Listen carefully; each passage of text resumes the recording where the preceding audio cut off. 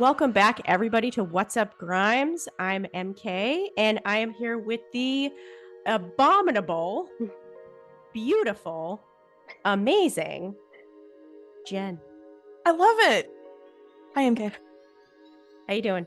I'm doing pretty well. It's good. We recorded yesterday. We're recording today with Aimee, which is awesome. It's a good week.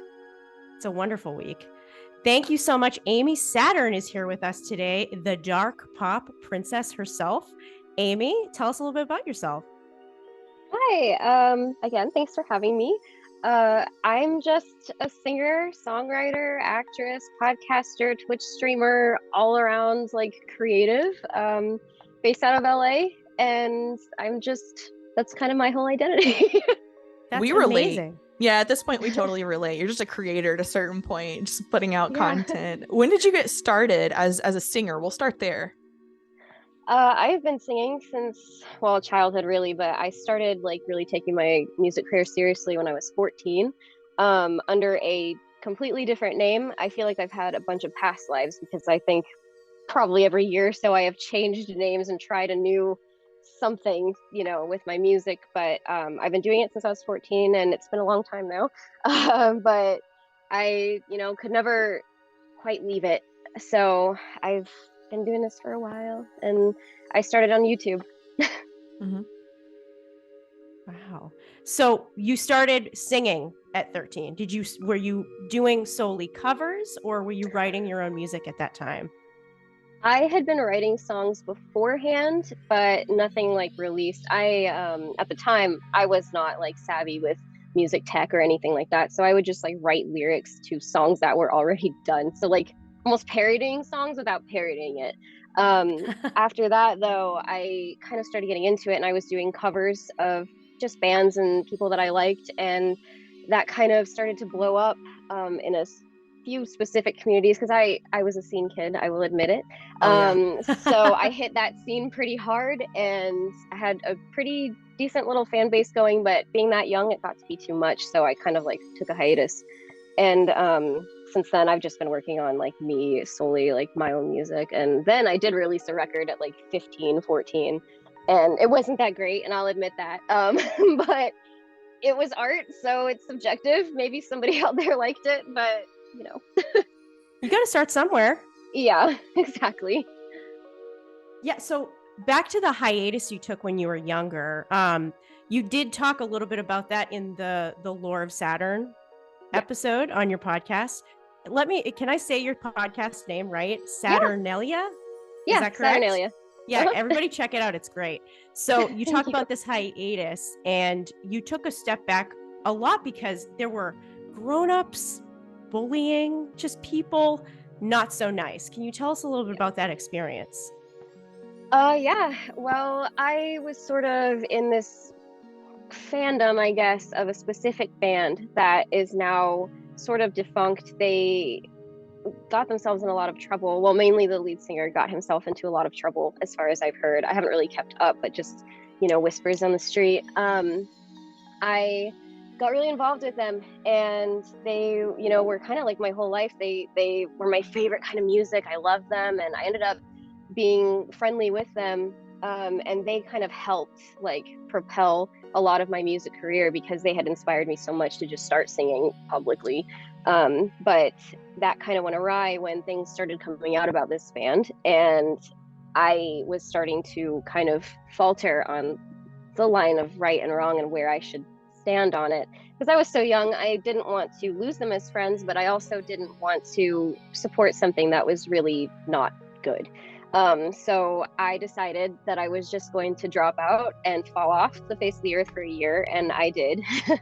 I actually was like living in Utah for a year for that, and I just like did the nature thing, and yeah, I just didn't want to deal with it. It was getting really, really aggressive, and for being, like I said, for being so young, like adults coming at me like sideways about it was not a good thing. And I thankfully had a good support system at home. My mom was really supportive, was like, just do what you need to do. Like, don't be in all that mess. So I took the hiatus. Yeah. And like you said, that's definitely not a phase of life that a teenager needs to have adults coming at them for choices that they're just making as a kid. Yeah. So I'm glad you managed to get out of that.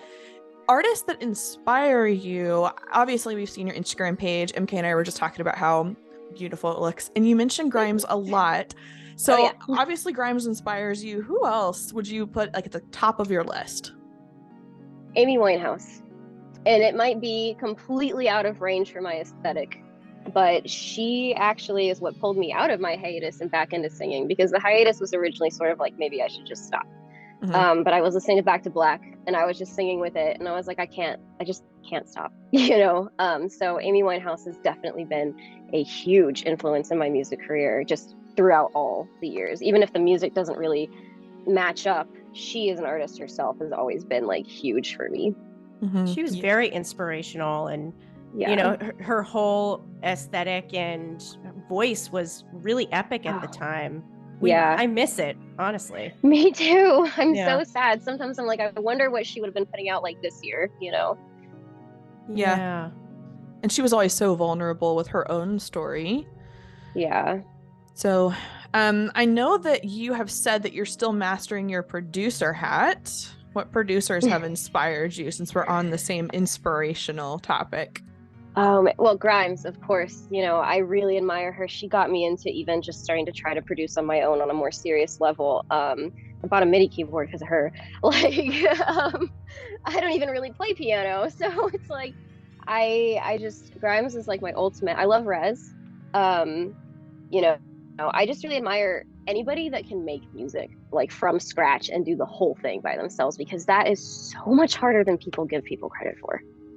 Yeah. I think especially as a female too, a female producer, I know that's something that really matters to Grimes. Absolutely. Yeah, absolutely. So back to Grimes, what inspired you to start covering her songs? I love her so much. Like, I kind of found her, I'm newer to the fandom of Grimes. I actually almost saw her with Lana Del Rey forever ago, but I ended up not being able to make the tour date, and so like regretted forever. But I just love her music. I found her in like 2020, maybe the end of 2019.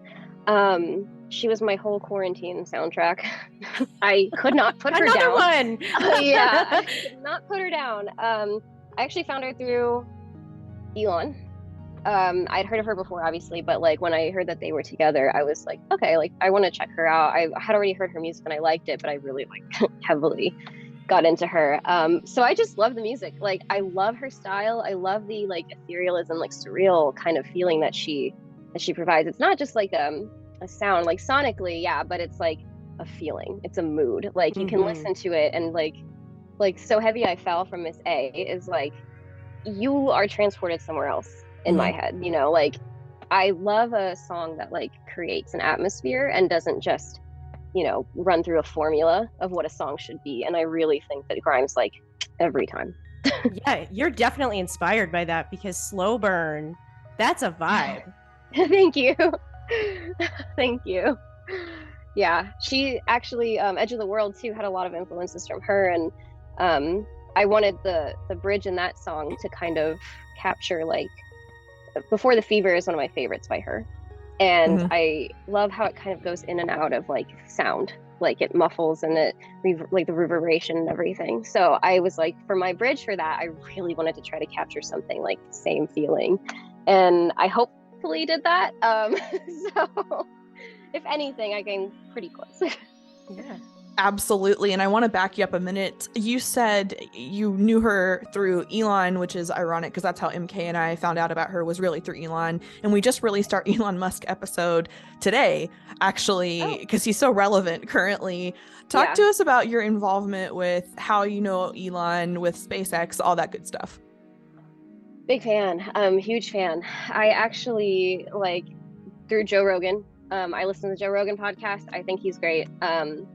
And he was just an episode in that I was just listening to as background noise. Like, I'm a gamer. I was playing like video games. I wasn't really paying attention.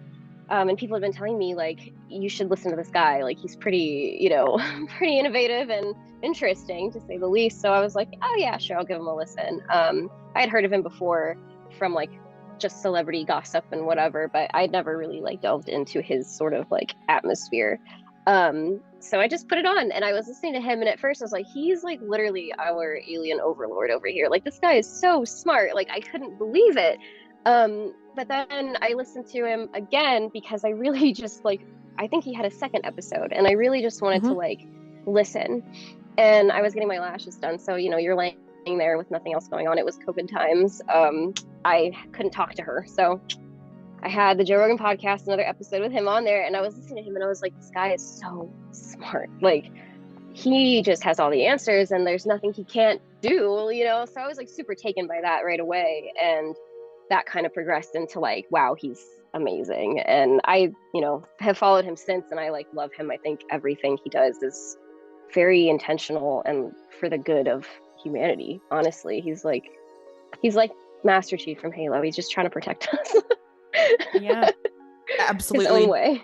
Totally agree, because I know that he's so divisive and controversial right now, and I absolutely agree with you. And MK and I were talking about while recording it, you can't deny that we wouldn't have reusable rockets right now or cars like Tesla if it weren't for Elon Musk. So regardless of what you think about him, he's very innovative and very good at what he does. Absolutely. You mentioned a minute ago, you know, I'm a gamer. Tell us a little bit about that. I know that's a huge part of your life. Yeah, it's become really big lately. I've always been a gamer. Like my first consoles were like GameCube and PlayStation, like Game Boys and all that. It's just always kind of been embedded in me. But recently I decided to just start like Twitching. I'm always playing games, so I figured why not, you know? I love connecting with people and I feel like that's a really good way to do that. I just love playing video games. Like I've played from The Sims to like now my main thing is Halo, but you know, and everything in between. So it's like I love it, and I stream on Twitch, and I'm still pretty new at that, but hopefully we can build that a little more. you've been doing it for about a year now, right? Yeah, I Twitched a couple times in the past year, but then recently I started getting on like a schedule or a better schedule, I should say, because life happens. But yeah, I've been trying to be more consistent about it, and it's been pretty cool. That's awesome. So you said your big game is Halo, and you recently went to the Halo Championship. Can you tell us a little bit about that? Oh my gosh, it was like crazy. Like for me, I get really like psycho obsessive over things, you know? So like I got into Halo again because of the show. I'd always played it. It was like one of the first like first person shooters I'd experienced outside of like the really basic like Medal of Honor games and stuff like that. I used to play it with my friends all the time, grew up playing it, fell in love with it.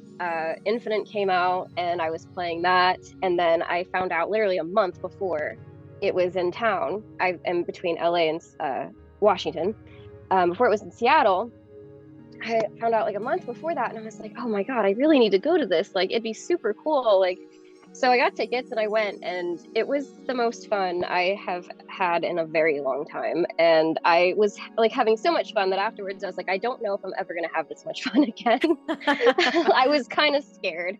But I got to meet the voices of Chief and Cortana and the composer actually for Halo 1 through 3, which was really like ironic and like interesting. And not ironic, but like just random and interesting, and it was really cool because, you know, he's obviously into music. So it was nice to kind of like chat a little bit and meet them, and sort of like just childhood heroes that have been with me like my whole life. To hear them like talking to you is such a weird but and like cool thing. Yeah, it's crazy. With all of your interest between gaming and music, and you have your podcast, which we'll talk about here in a minute, how do you divide up your day? What does your normal day look like right now? It's a mess, honestly. Right now for the holidays, I've been taking kind of a break. I needed it. I started getting like a cold and I felt just kind of worn down, as you do. Like, I'm sure you guys know, it's really hard to keep up social media and all of your interests, plus your hobbies, plus like work and things. And it's like, you know, music for me is work, so I have to do it all the time, and I have to allot specific, you know, time for it, or else I'm just not going to get to it. And my average day is just like I wake up pretty late because I go to bed really late. So I'll wake up and I just like kind of get into the zone. I'll start working on whatever music I have. I'm usually working on like 5 covers, and like I'm working on a self-produced EP right now as well, plus fixing things from like other features and stuff. So I'll like work on that for a while till I get tired, and then I'll just either like I also just write. stuff randomly. I have a degree in creative writing, so sometimes just to, like, get the juices flowing, like I'll write like poetry or like a short story or something, and then like whatever needs my attention, I try my best to divide it, but I am awful with organization and like time management. Just I'm so bad with it. But I try my best. Things get done, maybe a little later, but they get done.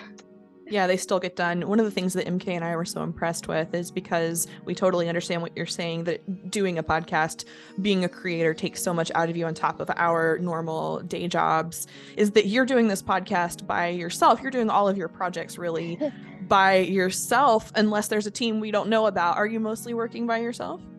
I am by myself. Wow. Everything I do is on my own. I had to, you know, I've known people, of course, that are like kind of like trust fund, like they have teams with them. They grew up in it. It's whatever. Like I did not have that luxury. My come up story is a little like hopefully rags to riches at some point, but like everything I do, like it's just about being resourceful for me. I do it myself because if I don't, it either gets done wrong or it doesn't get done at all. I'm really picky about my art, and anybody I've worked with could probably tell you that. But I just have an idea and a vision of what I want and what I have essentially created for myself. And I do everything by myself. My social media is my own. Videos I record are my own. Music, I do work with 2 producers on the music that I have posted, unless I've stated otherwise. For like covers, most of them are my own. I released a demo not too long ago that I did from this like ground up. That was my own, but everything is pretty much my own. And before I started working with my producers, I was doing my music by myself too, which was exhausting. Yeah, you just mentioned that it's a rags to riches story. At least that's what you're aiming for. At the risk of it sounding a little bit like therapy, can you tell us a little bit about what it was like in your childhood? Well, it started out good. I'll say that. I kind of grew up, my dad was in the military, so we were okay. My dad was a Marine, and he was I don't know if this means anything, but maybe somebody listening, was a sergeant major when he retired. So he was an E9, it's pretty high up there. And then he worked for Homeland Security. So for a while, I was doing well, you know, like financially and just with life.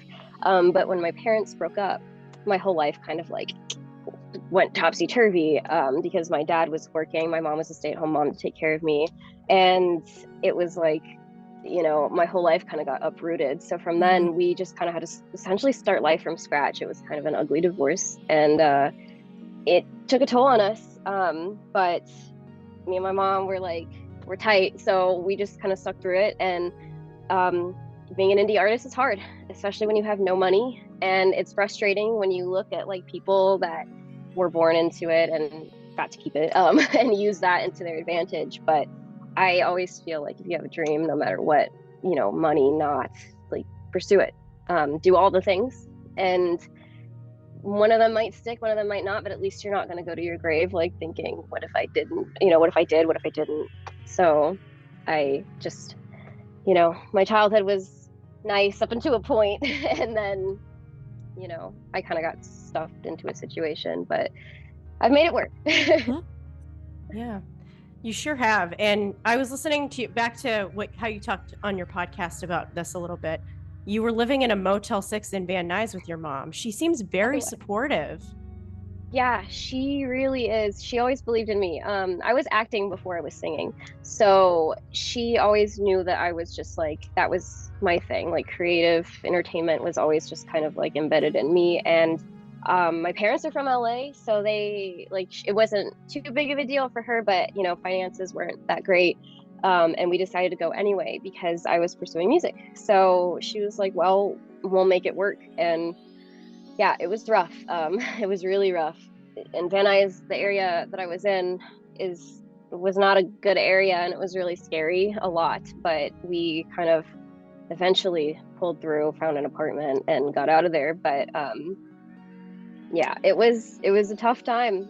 She's really supportive. She's my rock. You know, she's always been there for me no matter what, and I appreciate her so much for that, because I know a lot of people don't have that kind of support at home. So it's so important to have somewhat of a village when you're an up and coming artist, right? Whether it's your mom or your friends, just supportive people that you can trust. Now, going back a little bit, you did mention you're working on a self-produced EP. Can you tell us a little bit more about that? Yeah, sure. It's been in production for a while, but it's sort of like my learning process. But I figured why not put it out at the end, you know? I, as you know, very heavily influenced by Grimes and just like the ethereal, the otherworldly. I really wanted to get into the space thing because I kind of found that, despite my name, I kind of found that a little bit later in my career. I did not start out with the space aesthetic.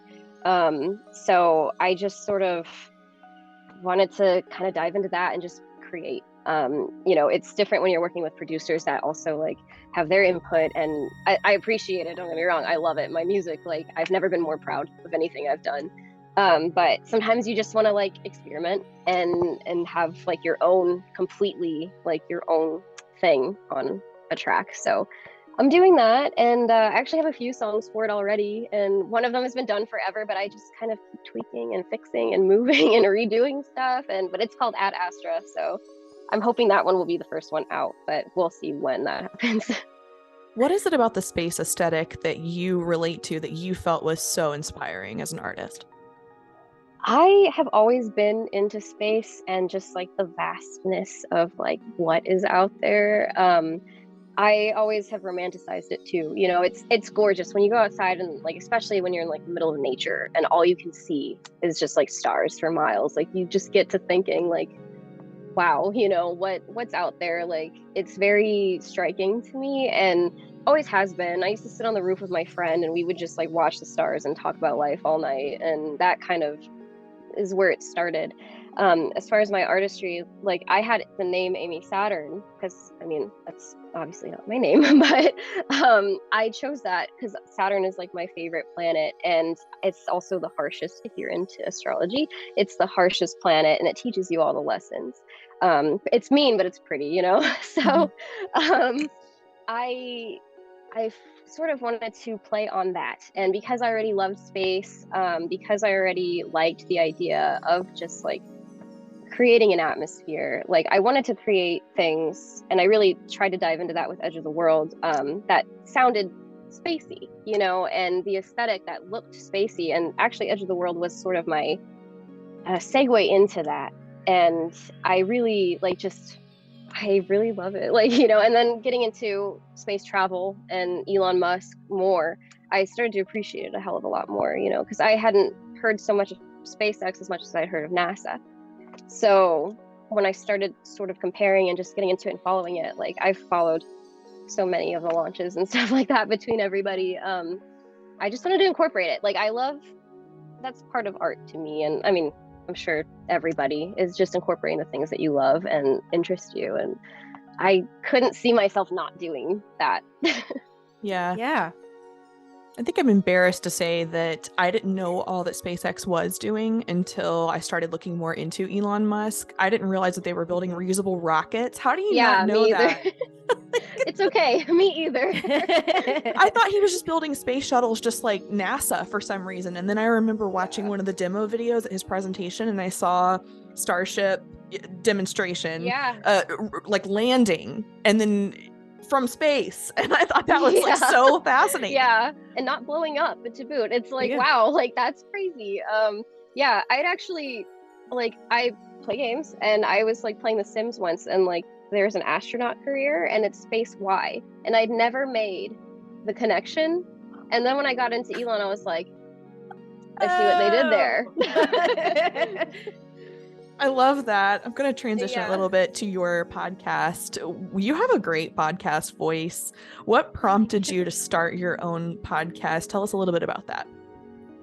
Connection. The joke with me is that I'm a digital pop star. Like I feel like I'm just, a lot of the time I felt like I was just pictures on a screen and some music like in some headphones. I'm way more than that, and I feel like I just wanted to connect with people more and kind of be like, hey, I'm a human for all intents and purposes. So you know, I just wanted to kind of be like, yeah, I'm not just like pictures and just some music. Like people, authenticity is so rare and such a valued thing, especially in these days. And I really felt like having a podcast would kind of give people the opportunity to get to know me as a person.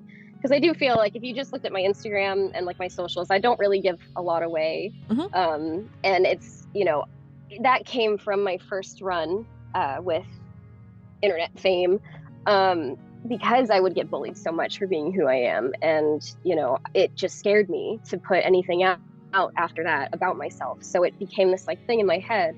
And then, of course, in the industry, it's just everyone's like, you can't say this, you can't do that, you got to be this, you have to be that. And then one day I just said, forget it, I'm gonna just be myself. And if I annoy people, if I'm weird, if I'm a nerd, whatever, like I don't care. Like I love space, I play video games, and I obsess over men twice my age, so it's fine. Well, that segues great to Grimes. Right. So not only are you a fan of hers, but it seems like you identify a lot with the bullying and the overwhelming nature it is to be a public figure. Can you talk a little bit about that and how you're mitigating it? Yeah. Thankfully, in this run, I haven't experienced a lot of it. I don't know if that's because people are just like more afraid of getting canceled for being mean to people, or if it's just people are nicer, or maybe I just haven't found those people yet. But this time around, it's been a lot easier. There has been instances, but usually, like I've just learned. And to me, it was like growth, because I used to, when I was younger, I wanted to like clap back at everybody all the time. Whenever they'd say something mean, I'd have to reply. It was like, no, because of this. After a while, it just like became sort of like, they're gonna think what they're gonna think. I'm not gonna change their opinion about me no matter what I say or do. And I'm not gonna change who I am to appease them. So that's just sort of how I've been navigating it. And thankfully now it's so easy to just, for me, because I know it can still be hard, but I like to look at the good things people tell me when I see something not so good. So it just reminds me, like, for every like 100 people that love you, there's gonna be like 100 that don't, but focus on the ones that do. So that's how I've been kind of getting around that. Yeah, and you recently took a break. So I'm sure that, taking little mini breaks also can help and recharge your batteries too. Yeah, absolutely. I needed it so bad. I feel like I've just been like going, and it's like a Twitch stream, or I got to record the podcast, which I've regrettably let get behind a little bit. But I'm coming back to that. But yeah, there's just so much that like you have to keep up with, as I'm sure you guys know. It's just tough, And then social media, you have to be on it, or you're not relevant, allegedly. So it's like it's hard. Yeah, we were talking today that if it weren't for us being a team and doing it as a team, because we split the work pretty much 50-50 with who does what, I don't think, in fact, I know I would not do this myself after like 3 episodes. I'd be like, well, that was fun. Yeah, And move on. It's tough. Especially when you're like talking to yourself the whole time. Yeah. Yeah, you could do books on tape and voice acting work. I don't know if you've ever explored that. I know you've done some acting and love that. That was your first love before singing, I think you said on your podcast. So, I mean, I think maybe a video game voice, would that be I am a pipe actually dream? Yeah, I am actually voicing myself in a video game that will be out, I believe, next year. Yeah, I haven't posted too much about it. I am allowed to say this though, so it's okay. Yeah, that's actually happening. Voice acting, I love it. I love voice acting. I love acting. Like you said, it was my first love. So it's definitely fun to get back into that realm after so long, because I have not really been as into it as I have once I started music. But yeah, I'm actually going to be in a video game, which is pretty cool. But I would love to just do that. Like meeting Jen Taylor, the voice of Cortana, was sort of like my ultimate. I almost cried. I just think that's like, yeah, I just think it's the best, and I love stepping into other people's shoes for a while, and being like a big bad in a video game or something, or just something as iconic as like Cortana would be like amazing. Yeah. What is your ultimate goal with all of this? If you had to choose the perfect life based on everything that you've done, what would you want your life to look like in, 5 years? I had always had big goals and aspirations, and it's kind of gotten in the way of my life a little bit, like personally, because people I don't think can really understand or handle that very well if they're not in the same mind frame. I always wanted to just go as far as I could. I wanted to play arenas and be a regular like Lady Gaga, be in movies and TV and play arenas and tour and just have the whole shebang there. That was always my goal, and it's still my goal. As I do everything, I'm just like, one of these things is gonna like help at some point. But yeah, I just love art and creating and connecting with people who can relate to like you on a deeper level. And that's what I found in Grimes when I started listening to her. So I didn't think that there was people out there that were doing like music like her, or really diving into the space, like ethereal kind of like cyberpunk aesthetic the way that she was. And that really was like really striking. And I was like, wow, like I love this girl. Like she's amazing. So Yeah, and speaking of the aesthetic, when we look at your pictures of your modeling on your Instagram, very ethereal, very space-like. I love the metallic colors. Tell us a little bit about how you developed your fashion sense. that's literally just like it's all me. Nobody dresses me, nobody does my makeup, nobody does my hair. I do all of that. My photographer helps me find locations. She's amazing. But other than that, like it's all me. It just comes from me. I wish I could tell you like and have this like big story of like what it is, but I've just always been kind of weird. So I get these like ideas in my head, and it comes as a package. And at that point, I just have to make it happen one way or another. And I'm either getting stuff off of Etsy or like random stores that I find on Instagram, wherever I can find the pieces, like thrifting. That's just what it is. I usually just have this like idea that pops into my head first, and my style is always like, even though I'm kind of always in like a t-shirt and sweats at home, when I do decide to get dressed up, it's pretty, spacey. I did want to ask you, who bestowed the Dark Pop Princess moniker? Oh God, I think it started with my producer, and then somebody. It was an interview that I did that they just put it in the title, and I was like, oh, that works. Like that's kind of cool. So I decided to just kind of like keep that and roll with it. It fits. Like my music is dark pop. It always reminds me of like the whole Britney and Christina thing, like the pop princess, like back in like the 90s, early 2000s. So it's like, I'm cool with that. I think it does absolutely match your aesthetic and who you are, what you've created yourself to be.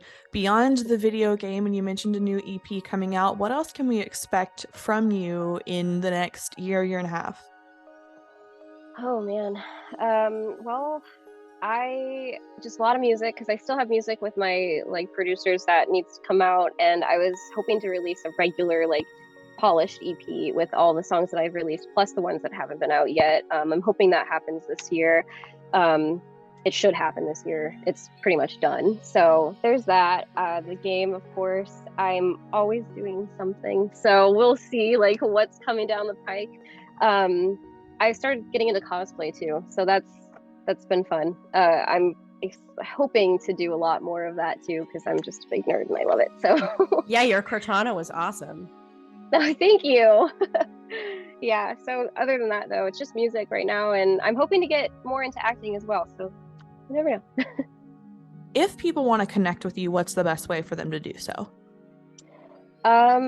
Social media, I'm like all over the place. Instagram is like my main hub, but like if you want to like actually send me like words, Twitter is probably better for that, or like just even to hit me up and be like, hey, like can you email me or whatever. Like that's like where I'm more like reading rather than getting bombarded with comments. So Fantastic. also email. Yeah.